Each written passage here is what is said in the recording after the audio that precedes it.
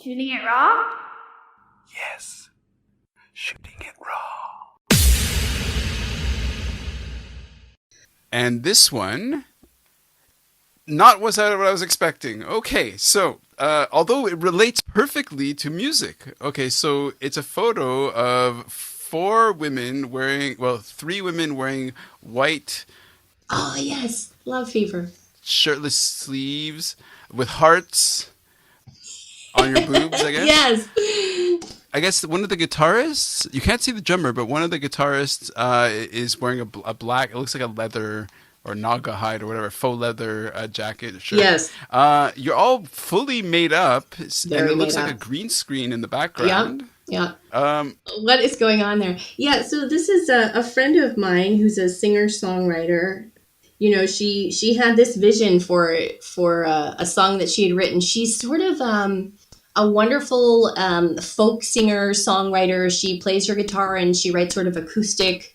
She likes to call them sort of tragic love songs, you know, and that was her thing for years and years. Mm-hmm. And she just kind of had a wild hair one day and wanted to write this sort of disco-y song and called Love Fever, and had an image, sort of a Robert Palmer, like Simply Irresistible visual in her mind where all the girls look sort of identical and they all had to be blondes. She's a brunette and she wanted to be the only brunette. And so it was supposed to be sort of very plastic and poppy and retro, you know, for this funny little song that she had written, which was one of the few happy songs that she Right. So she wanted all of us to collaborate. And I Okay. think I chose it because collaboration with talented people and collaboration with other artists and finding ways to use my friends in things and work with them on projects is just like the greatest joy. That's just one of my greatest joys. Wow. So when I looked at that picture and I thought it represents sort of a collaboration for me.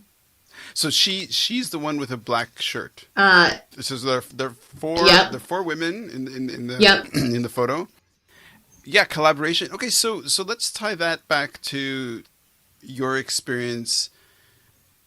Would you describe acting? Okay, so acting on stage is a continuous sort of like shot. Yeah. Right? It's just and action, and you're just there.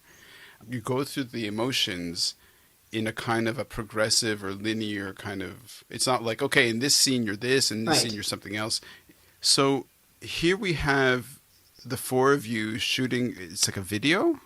Exactly, a music video. Okay. And so, why don't you talk about the role of collaboration versus personal growth, like group versus self development.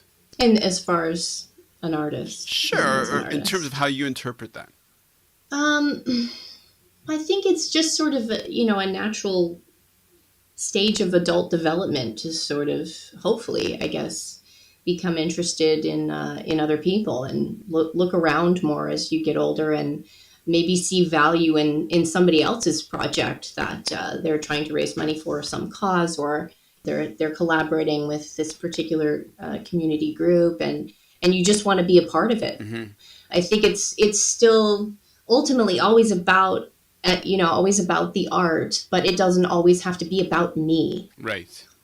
So if I see something great that I want to jump in on, and then if it always works the other way. When I wrote them that Orange King, and I reached out to all my friends, and I was like, I wrote this piece. I don't even know if it's good.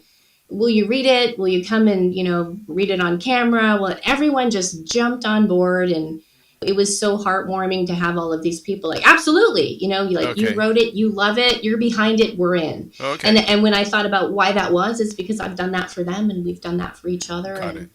One way to keep the art alive too in a place like Hollywood is you keep the fire going, that little ember burning between yourselves. So when it becomes all about the shot or how you look or the marketability of the project, right, you guys remember why you're really doing it. Right. Okay, so here's how I can feed into that so my work in the past 15 years has been to look at or to define this idea of what is service, right? So service leadership, where this came from was DHL is a massive, huge company, and one of the founders of DHL and I met, and I worked with them for 15 years. We created this program to help people develop as service leaders. And what we say is service is that connection you have between people. So what I'm feeding into that, into your description, right, in terms of you create a project, in a way, you come up with an idea, for example, be it the band or some other creative project, and then your connection with others, your service to others, is what inspires them to join you on whatever vision you have. So in her case, it was like, I want to have you people join me in my network or in my group, join me to create this video. And as a performer, as an actor, it's not really about you. It's about evoking an emotion, or if the service you're giving is you're giving the audience the service of, I'm going to help you feel something. I'm going to help you learn something. I'm going to help you experience something. Yeah, definitely. It's a part of it. So you made a reference to another project. You said some Orange King.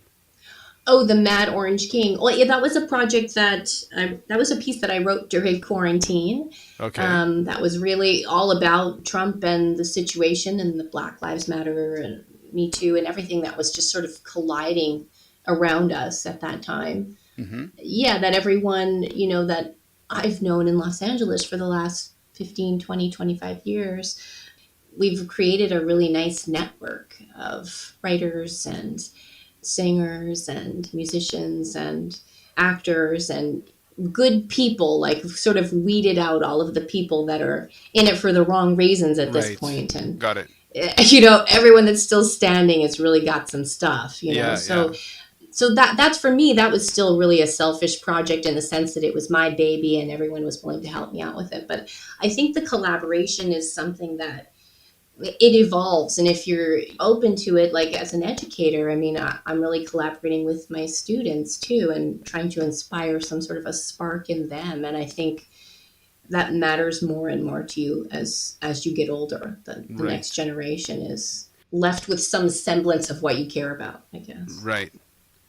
You're an educator. You're a teacher. I do also teach, yeah. Where do you teach? What do you teach? Well, I've developed a lot of my own programs, sort of enrichment programs, performing art programs, playwriting programs, acting and theater programs. I mean, I've honestly taught a lot of other things as well along the way, but those are, my passion projects. So during quarantine, we, my husband and I came up with a film festival idea, Quarantine Film Fest, for all the creative students that I had taught before, and kind of pulled my artist friends into it, and involved. So we had 6 modules, and each module, you would learn a piece about filmmaking. So we had a director friend from New York come in and speak. We had a writer friend who worked at the Geffen Theater in Los Angeles speak. We had a singer-rapper friend who performs in LA come and speak to her craft, and the kids could ask questions about that. So, just, I guess, trying to spread it, spread the love, and make sure that it continues, and that the kids who are really in it for those reasons, like not to be on a commercial or just to be famous, but I really want these kids to understand what it's about and how much work it is. The first video that we did with the kids was called 10,000 Hours. And it was about how much time you really have to put into something to get good at it, to consider yourself a master. The good news being that they're kids. So if they start now, you can put in your 10,000 hours. You guys can master pretty much anything by age 25. The parents liked it, liked the work ethic behind it. And, it ended up paying our rent for a couple of months when I was out of work in quarantine. So that was a good thing. And Would you like to go on to the next photo, or would you like to talk more? Okay. Yeah.